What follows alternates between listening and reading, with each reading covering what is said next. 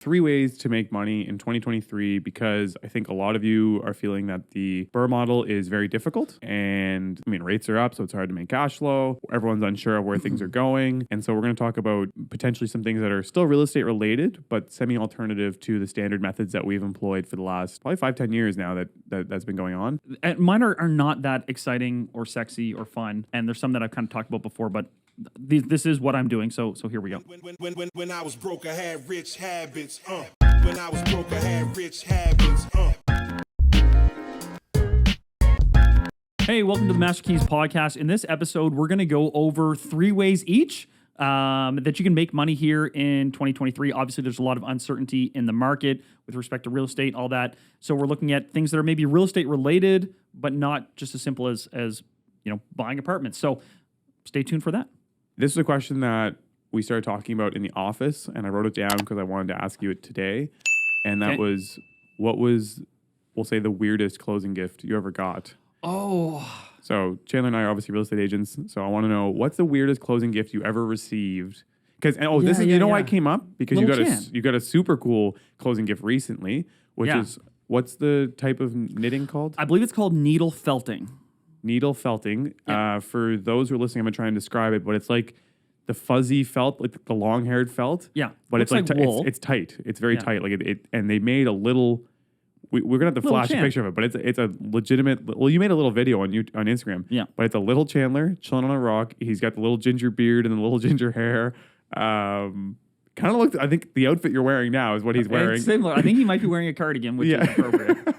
But anyways. So that came up, and then that's a very cool gift.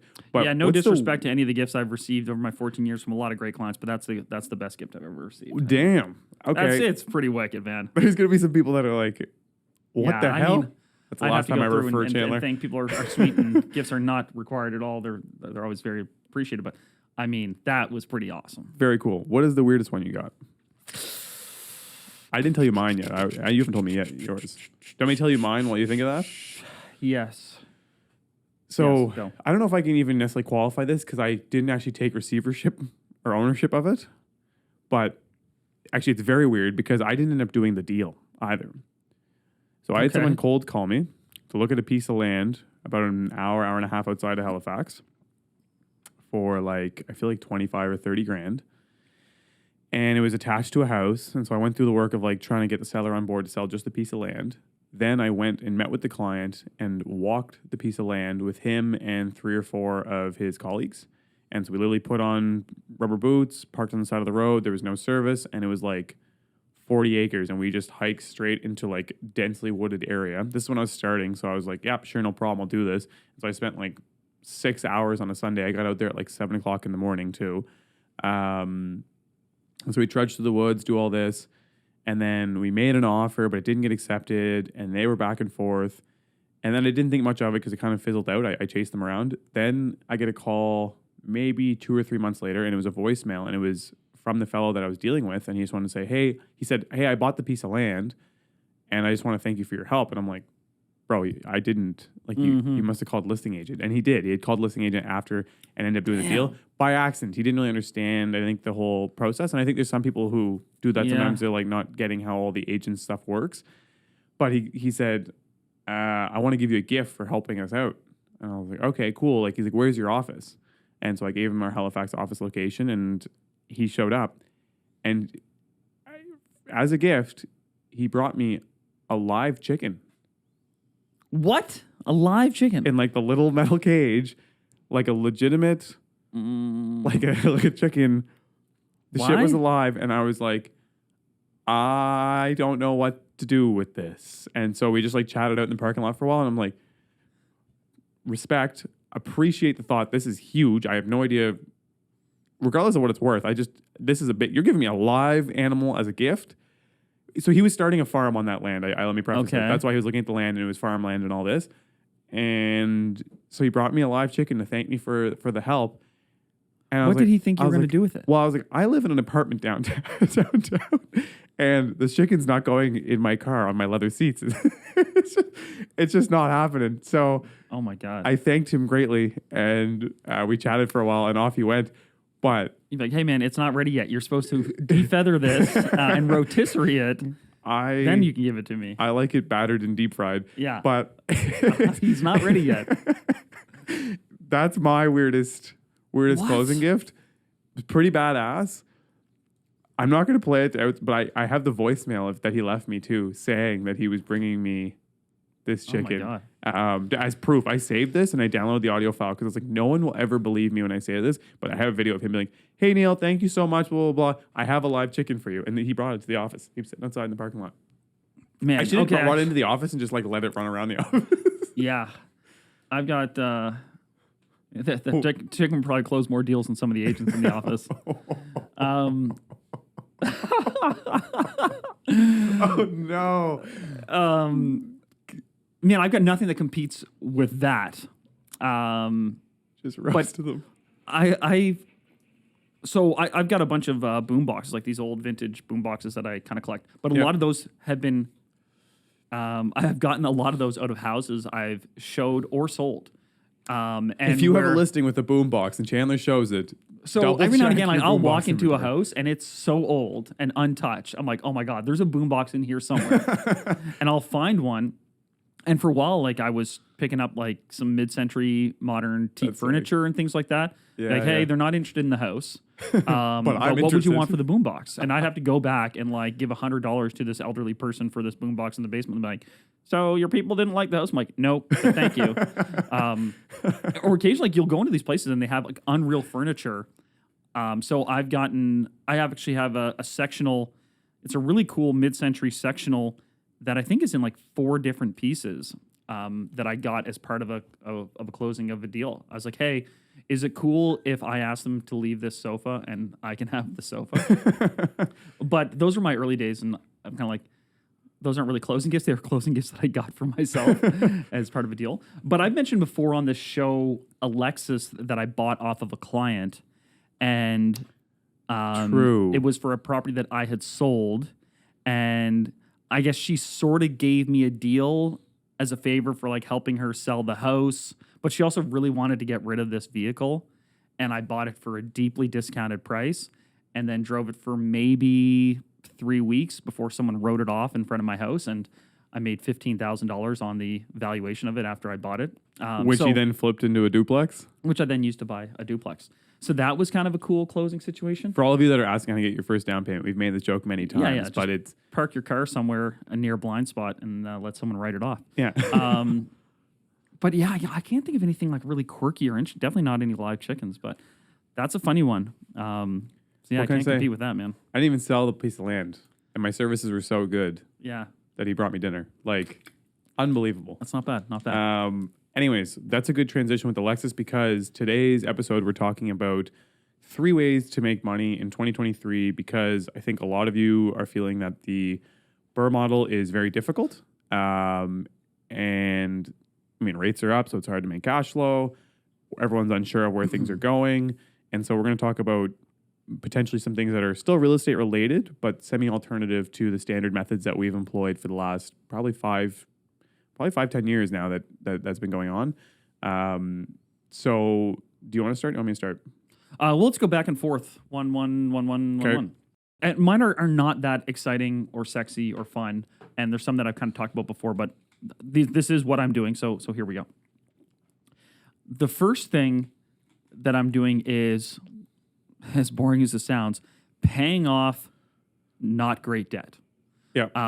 And that's some people are like, well, how is that making money? And I understand that, but realize that everything that we do in the real estate investment world is based on an ROI. Like, what's the return on investment of what I'm purchasing or what I'm investing in? Yep. And with real estate, that tends to come in the form of cap rates. Yep. Right? But there's also other calculations, cash on cash, all these different things that you can do. And obviously, it's really exciting when you can, say, put $100,000 into a project.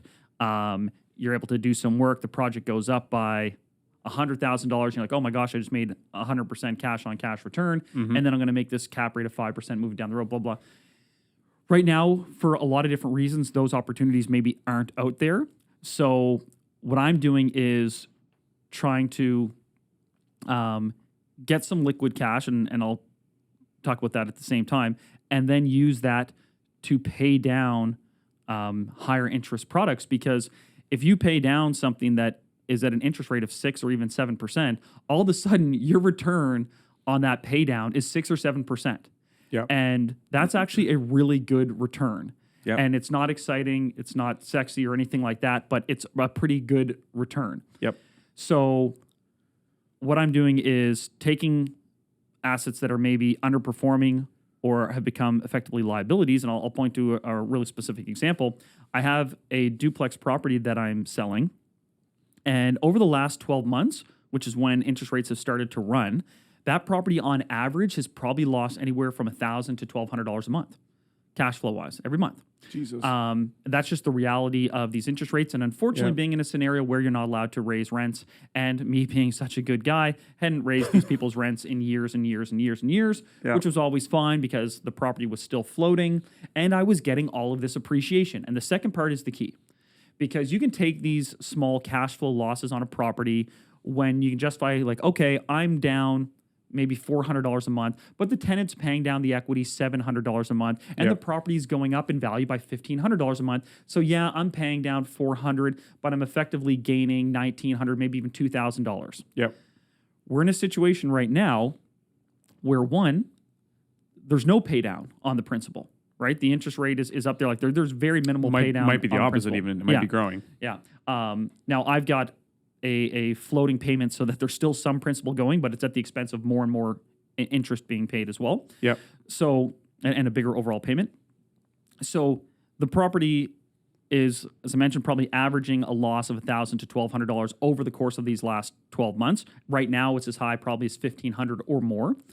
Jesus. And it's not appreciating the way it was. It is worth today exactly what it was worth last year. Yeah, but you're going. It really is. Yeah. Because the multi-unit properties are a sector of the market that are more rate sensitive.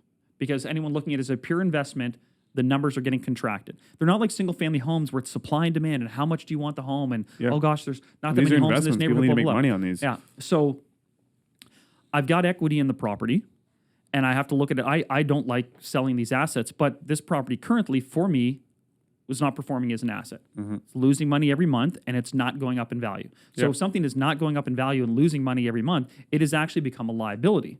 But the money inside of it is an asset. So I'm going to tap into the money of it by liquidating it, selling it, and then I'm going to take that cash and probably pay down other debt that has a higher interest rate. So I'm taking a situation that is, say, losing me however many, call it, $1,500 a month. Yep. I'm going to then pay off something that, say it's $200,000. Well, effectively, that's the $1,500 a month now in saved interest on something else while also losing that liability. So effectively, it's going to return me $3,000 a month, right?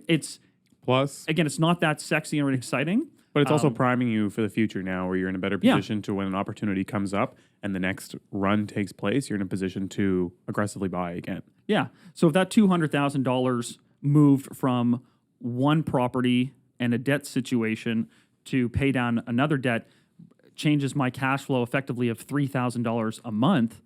Well, $3,000 a month, what is that? $36,000. That's 18% return on that cash. Yep. If it's a $200,000 shift from here over to here. So that's a pretty high return on investment just for reallocating equity that I already have in an underperforming asset, which is frankly a liability, to something that is a better long-term asset. Especially when you consider that we can't guarantee capital appreciation anymore. I mean, you can never guarantee Precisely. it. That's the wrong word to use. But we have less expectation for high capital appreciation in property right now due to the rates that are taking place, right? So that means we're not expecting price growth to be nearly as rapid as it was before on investment properties. Precisely. On properties in general, but investment, like you said, might take a bigger hit because people have to look at them at making money. It's not just supply and demand. It's like, I'm not going to buy this building because I don't really need to. And the only reason I'm buying it is to make money. Yeah. And if I'm not going to make money, then why would I buy it? So eventually the prices will start to level. And you're already seeing that. I saw maybe 3 multi-units on market yesterday do price adjustments downwards, which I don't think I've seen in like not 4 years, maybe 3 years. Last 3 years, usually I see a price adjustment and like we just raised it 200 grand because nobody bought it. So to put the pressure on, we raised the price. And I'm like, oh, that's cool. Yeah. And the reason this property will sell is because it's a duplex. Someone can own or occupy it, and they'll still be excited about it and blah, blah. But it's worth the exact same as it was worth last year, which means I haven't grown my equity in it really at all because the principal payment on it has been negligible. So, and I think that'll probably be a similar situation for the next 12, maybe even 18 months. So over the future 18 months, if that property is losing $1,500 a month, like that's a pretty significant loss. So all of these things, my return on investment from selling it and taking that equity and putting it somewhere else, I mean, it's a really significant, it's conservatively 18%, but it might actually be quite a bit higher depending on how long that property would remain flat. So again, not exciting, not sexy. All right, that's but your pretty number good one? ROI. Yeah, so that's my point number one. What's your... Okay. I'm going to switch my point number one because it's something I've already talked about before, and I'll bring it up later. But my number one point, and for making money today, and I'd say I'm starting to look at doing this and trying to get a foot in, and I already have a small foot in there, but is looking at operating service-based businesses that like service real estate. And what I mean by that is property management, construction, any of those kind of industries, even technically real estate agent or mortgage brokers. But real estate agent is, I think, a crowded market. Mortgage broker, I think, is a great market to go into. I think volume is going to be down for a little bit, and it'll be a harder place to be in. But I think if you can make it work now, it's good. But more so what I mean by service is basically labor-based jobs that service the industry. Because being on the receiving end, it's impossible to find strong property managers. It's impossible to find any trades business. Landscaping, like everyone is booked a year out. Yeah. Like it's insanity. I called 7 landscaping companies for a quote. Only 2 showed up for a quote of the 7 that you call. And like, I tell them like, hey, there's going to be 10 properties on there. And that doesn't even move the needle. Yeah. Heat pumps. I need 30 heat pumps. I called like 6 people. Only 1 or 2 call me back. And I say in the voice, I'm like, hey, I'm looking to get 30 heat pumps installed as soon as possible. Yeah. And I know one of the listeners here actually ended up getting the contract. We're just going through some stuff to get financing sorted out. But it is brutal. Yeah. And so any of those businesses you start, your phone will ring off the hook and you can kind of price that. Like you can, whatever the hell price you want, you can do it. It's not, it used to be a market. I know when I got my first trades business, it was like a race to the bottom to see who could get the cheapest price. We could do it for the slimmest margin and get in there. Now it's like, you want to start next week? I'm like, okay, cool. It's an extra $10,000. People just say, yeah. Property management. I was talking to someone yesterday who started a property management company. And they're like, yeah, there was only 2 options here. They weren't great. And they were charging 12%. Oh, and a placement fee. So they charge you a placement fee to put in a tenant. And then they charge you 12%, which is ludicrous when you think people aren't even making any money on the buildings right now. Yeah. But they were slammed because there's nobody else. Yeah. Right. 100%. And I'm like, you have the older generation. There's even, I saw an article or a video yesterday talking about how the average person in the labor industry, the average age about 30 years ago was in the mid 30s. Now the average age is 51. And if you talk to people in that industry, like, no, the average age is probably more like 60. Right. And so service and that industry as a whole is phasing. It's getting older. They're phasing out and there's more and more retiring. And so there's an opportunity for young people. It's not as, I don't even know, I want to say sexy, but like everyone wants to go out and get a degree and do all these things. I think you should still go and do that, but you should be able to walk out of it and be like, yes, I did a degree in finance, but that industry is slammed. There's a million people applying to these jobs. They're super competitive and they're offering pay rates of 60, 70 grand. What would it take me to replace that? Oh, if I manage 40 units, I can make that much money. Can I handle managing 40 units? Yeah. Will I be working full time? No. And is there an opportunity to do it? Put an ad on Kijiji and Facebook Marketplace, and I guarantee you'll get applications. So property management, landscaping, you want to do window washing, like any of these industries I know are just slammed out there. And if you have the skills with the contacts for carpentry, plumbing, electrical, like it's ludicrous. I was talking to my electrician and he said, even though a lot of projects got canceled and stuff, they're having their best year ever this year. Even though their cost of doing business is higher, they're having their best year ever. And he's like, you know what it is? I can set my prices wherever I want. Supplies are way up, but and I see my bills, they're up about probably triple now. Yeah. They doubled the cost of material and then they doubled the cost of labor. And that's where they're at. Yeah. And they're like, Yeah, we're still making money, and everyone knows you've heard it in the news. Wages have not grown immensely. They've gone up a lot, but not as much as the prices of things have. And so now's an opportunity to go in, get in service-based industries. It'll help you get a bunch of cash ready when you want to make a buy. It'll also give you the leg up that if you're building your own units or doing your own stuff, you now have part of the industry in place. And what I mean by that is like you have the management in place to handle. So now you can buy 100 units, right? Like you can actually fathom taking care of that. Whereas if you're on your own and you're looking at that, you're like, I can't run this. Or if you go to build a building and you're like, oh, well, now I own a framing company. Like you can save on that portion, right? And that'll allow it and make it feasible for you. So my number one thing right now for making money is get into services. You don't need to have a huge company. Anything you can think of or you see or anything that you call and takes a while to get a hold of or they're delayed or they're saying we're booking 6 months out, just consider that means there's a ton of room in that market and you can do things small. Like you don't need to be huge. You can start even keeping your current job, find the job and potentially subcontract it out to get started, right? Like run an ad saying you offer framing if you have a framing contact, land the job for $20K and sub it to your guy for 18 and you make $2,000 for the sub. Yeah, we talked about that before, and I call it like it's essentially margin flipping. All you have to do is be the person who can say, set up a landing page, run a few ads, and answer the phone. Yeah. Bonus points if you can actually quote the work. And that's where it gets a little bit difficult. You have to quote the work and know what you're doing because you don't want to underquote the job. But it's so true. I mean, I think every time someone calls me and it's either clients or it's other real estate agents or it's just random people message me on Instagram like, hey, do you have a person for this? And I give them 5 names and I'm like, oh my God, man. Like if I just took 2 seconds and called the person and be like, hey, what would you charge for this job? Like, cool, I charge $1,500. Like, cool. It's going to be $2,000 and you're going to give me $500. Yeah. And that's all that the person who owns the company does to begin with. Mm-hmm. And like, there's an opportunity to do that if you want to build it out. Exactly. The other thing, like, I've had a bunch of people ask me about becoming a real estate photographer, and I never knew what they made. I've come to find out the average makes between 150 to 220 grand a year as a real estate photographer, and a bunch of them are slammed. Now, inventory is low, so I don't know if I'd necessarily get into that right now, but just like there's so many little industries that feed into this. It's like sewer scopes.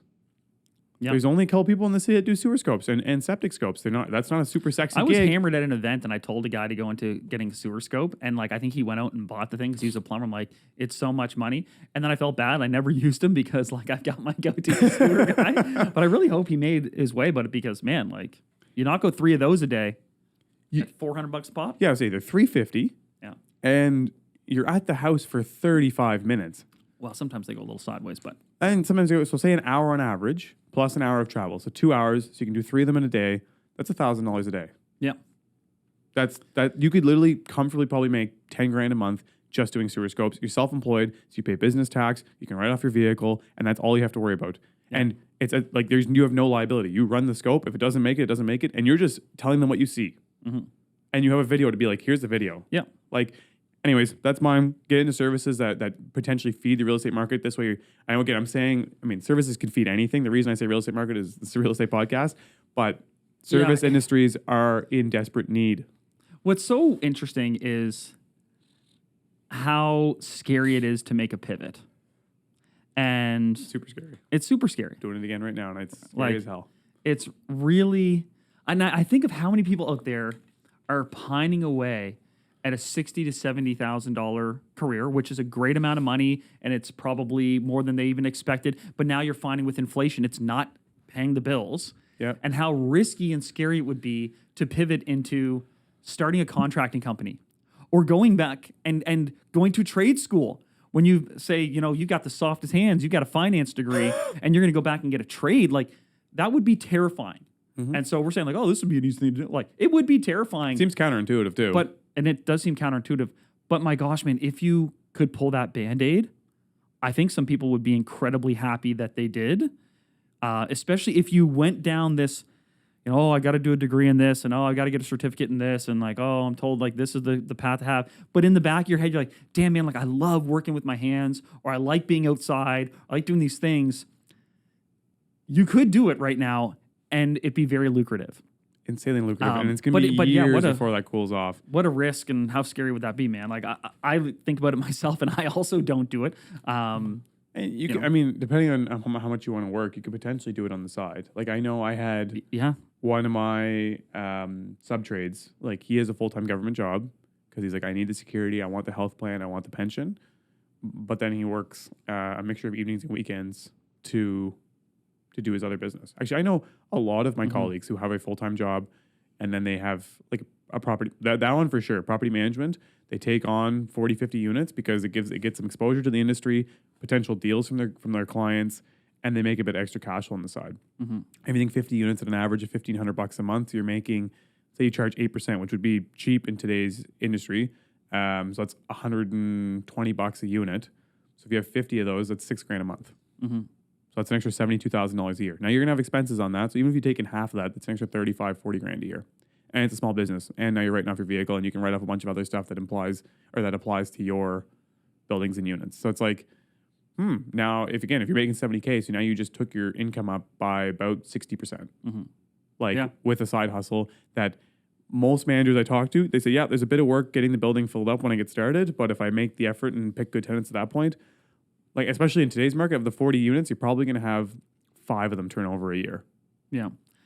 Okay, I'm going to do my number 2 here. Number 2.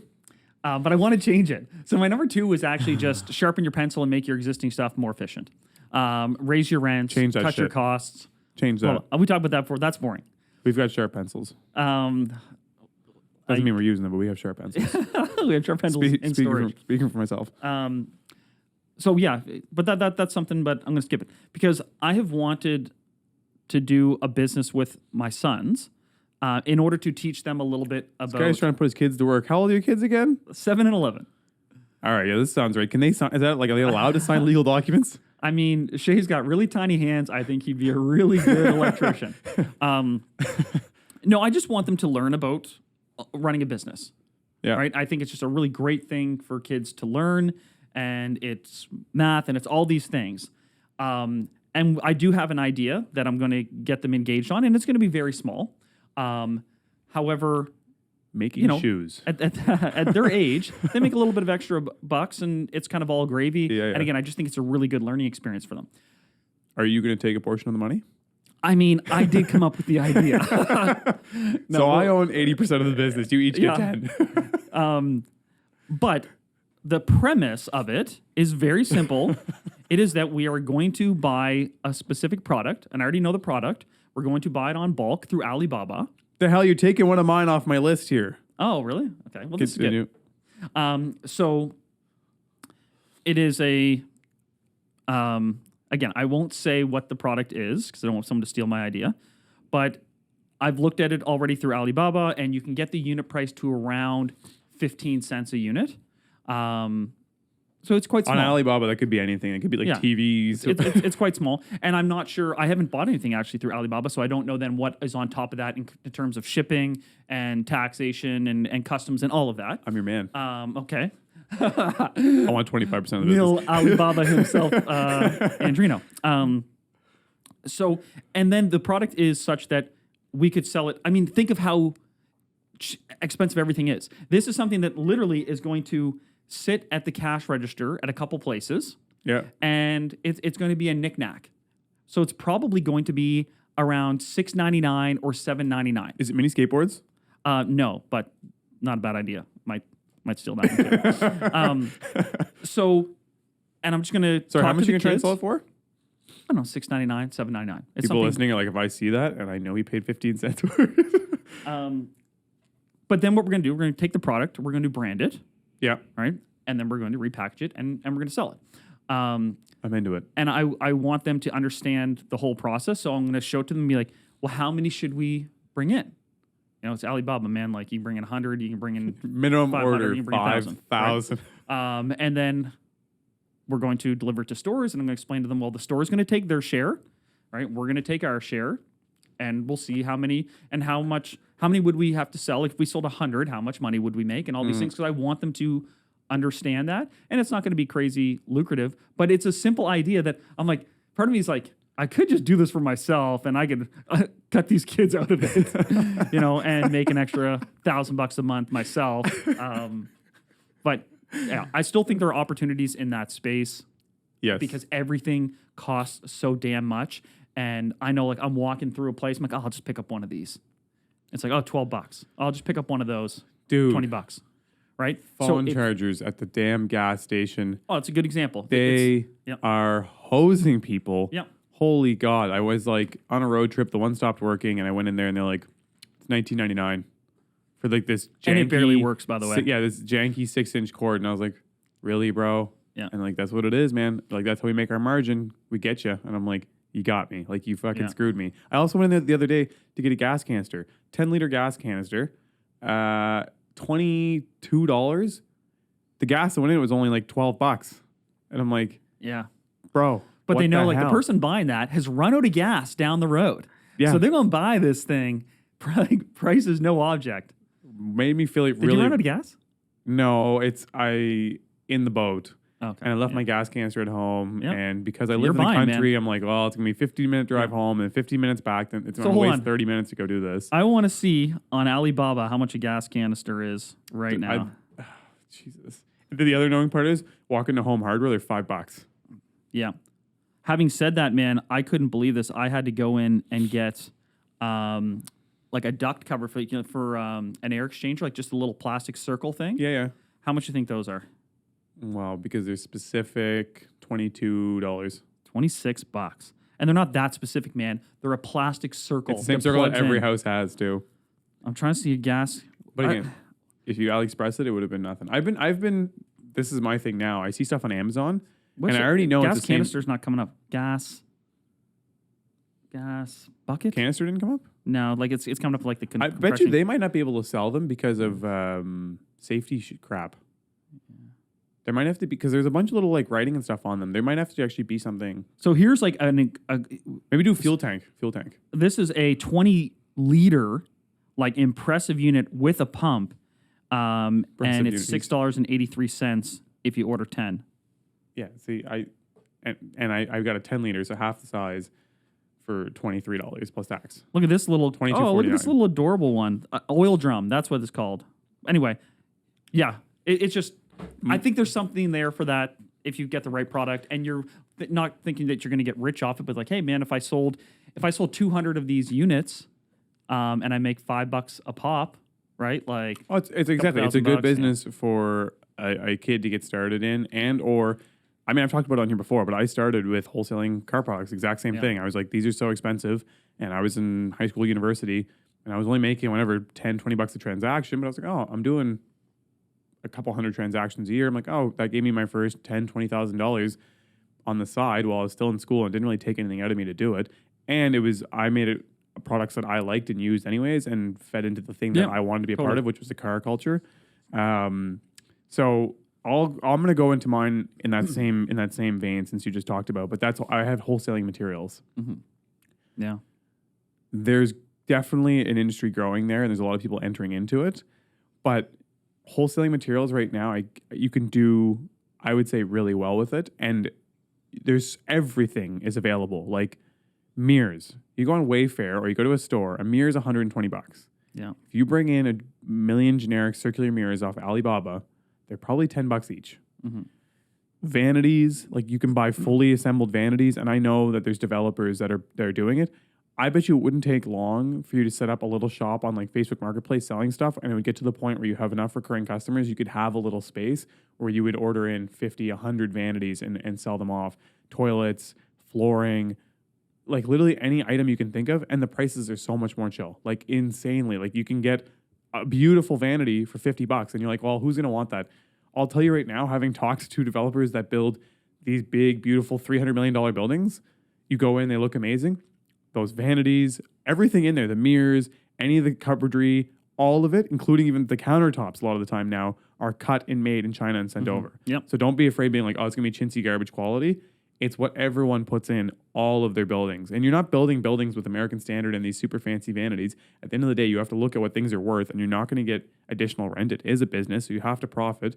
These things last just the same, because the problem is, cool, the high-end fancy branded vanity might last 30 years. The style is only going to last 10 years. Yeah.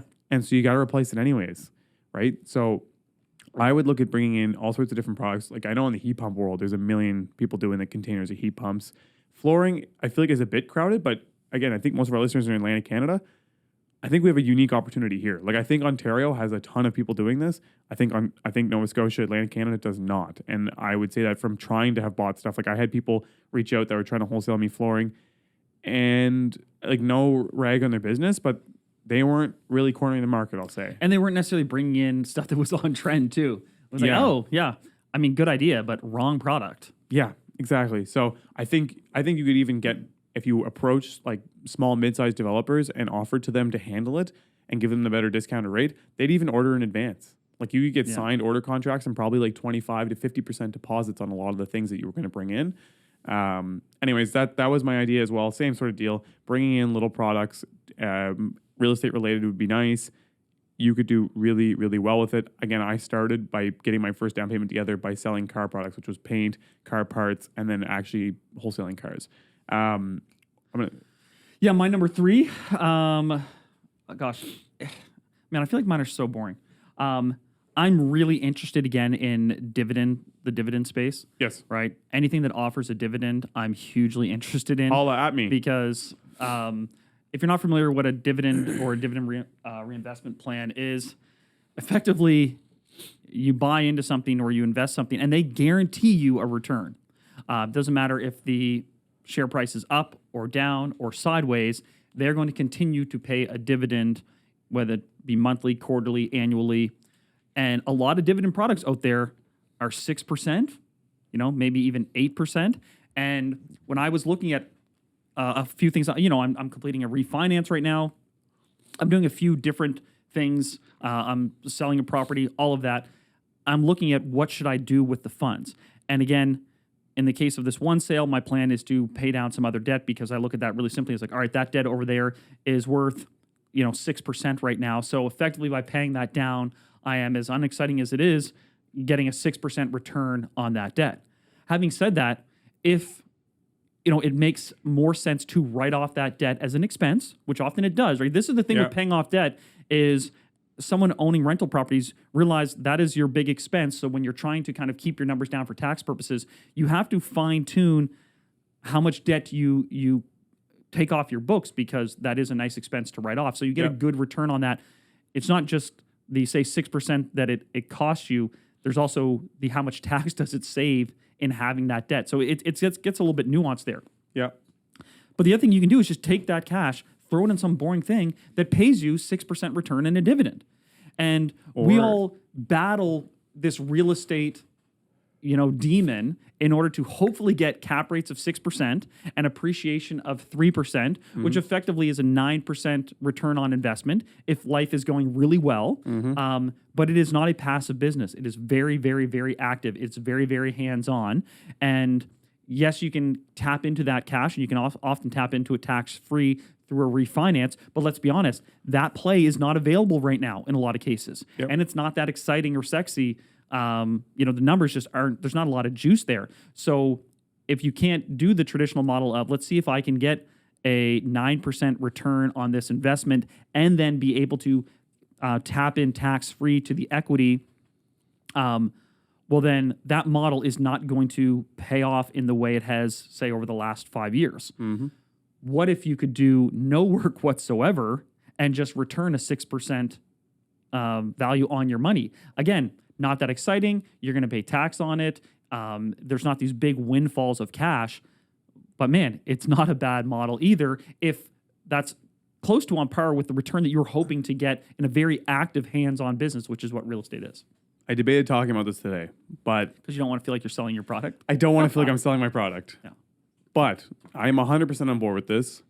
Obviously, you guys know I started Keystone Capital with my partners, and that's the idea. We pay a dividend between 8 to 10%, depending on your investment amount.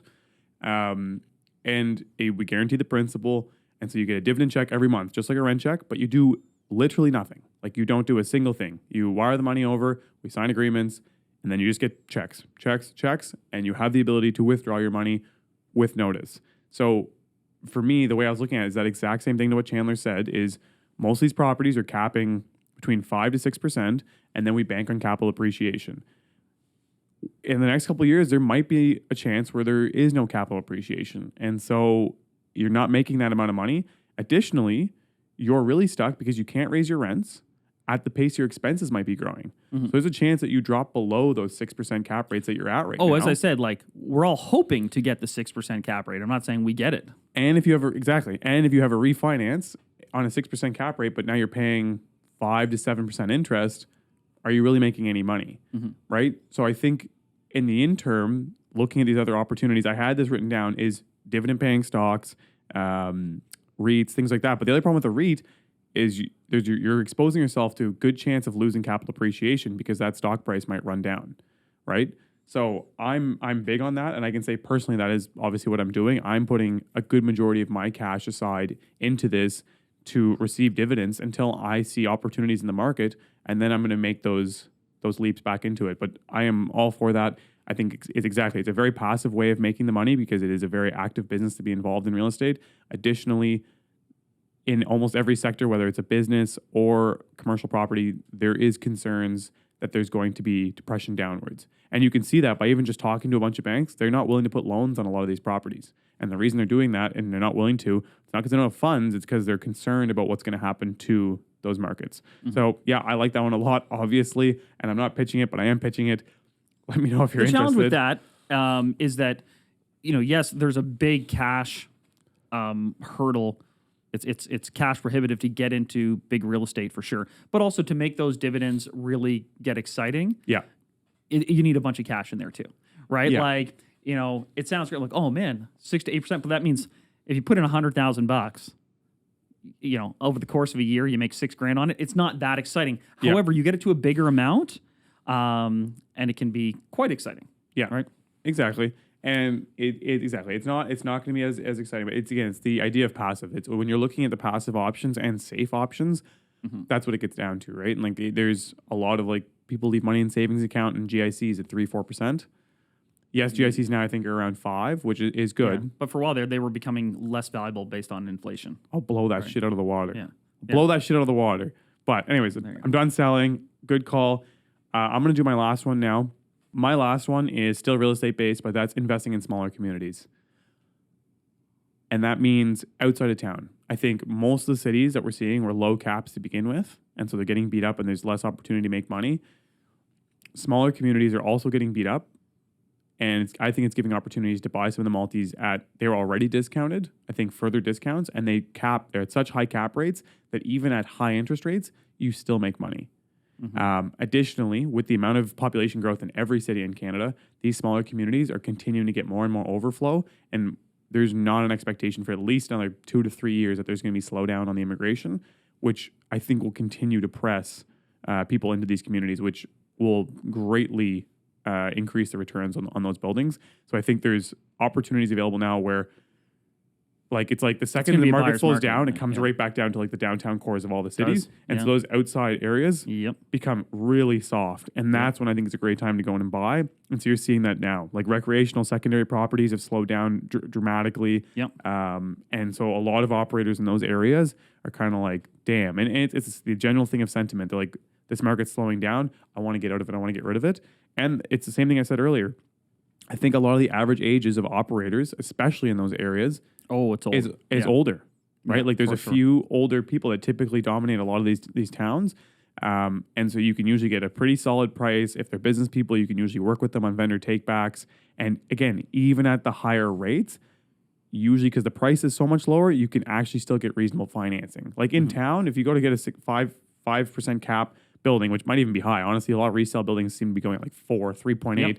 And then the bank applies if you're doing commercial mortgage, they apply their 7% rate against it. They're like, we can give you 45% loan to value. And you're like, how the hell I've had am I a couple coming people up with ask 55%? me like, how should I know what this property is worth? I'm like, run it at a 7% cap. Yeah. It's going to be what will the bank, how will I know how much the bank will finance it at? It's like, honestly, you'd have to go through that and they'd put it through their machine. But if you run it at a 7% cap, that's probably about what they'll say it's worth on a conventional thing.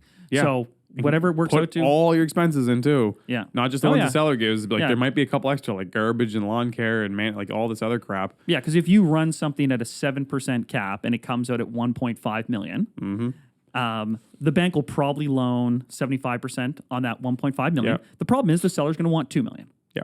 So that's what you're going to have to come Because that's what things have been trading for. Yeah. Because rates were half of what they are now, if not lower. Yeah. So whereas when you go outside of town, they're already trading at 7 to 10% caps, right? So they're understanding of that. So there's an opportunity that you can get that full freight financing.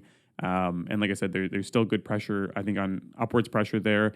And there might be some turnover in those areas as well because the demographics outside of the city are a little higher. So you might have people that are going into retirement homes and things like that. So I would say investing in smaller communities, I think the opportunity for that is starting now. You still have to be very prudent, and I don't think that means go out and just buy anything. I think you need to try and find the best deals in those areas. Yeah. And again, we've talked about it before in other podcasts, and go back and listen to those, but it's a whole different animal. Like if you're not local, it is a bit of a pain in the butt. If it's an hour and a half, like you're going to need a manager, you're going to need a superintendent, you're going to want to go out before you buy anything, like find a couple GCs or tradespeople or maintenance people that you can kind of rely on. And like I said, a property manager, a superintendent, because if you have a small thing, you have to drive an hour and a half. Like it's the worst. Yeah, that's the worst. Yeah. It's going to be ludicrous. But I'd say that's my number 3. I had in here what I'm personally doing, but I think I already told you guys. I'm putting it in a more passive investment for now because I don't have a ton of faith in the market. And I kind of want to see where things play out. Yeah, I have some other stuff I want to talk about, but I haven't. It's a deal that I am working on, real estate based, but I'd like to get a little further into the deal before I bring it up on here. So to recap, mine were effectively liquidate some underperforming assets that are really in some cases right now. And you have to, if you look at it honestly, you might find that you have some liabilities on your books that aren't actually assets and aren't going to be assets for another 12 to 18 months. Yeah. And then put that on, pay down other debt and effectively get a 6% rate of return just by doing that. My number 2 was start a little small side hustle, margin flipping, potentially find exploit your kids. A product. Number 2 was. And my third was just look at some of these dividend passive investment things. If you are going to get cash, rich, which I think we've mentioned that might be a good idea in these uncertain times.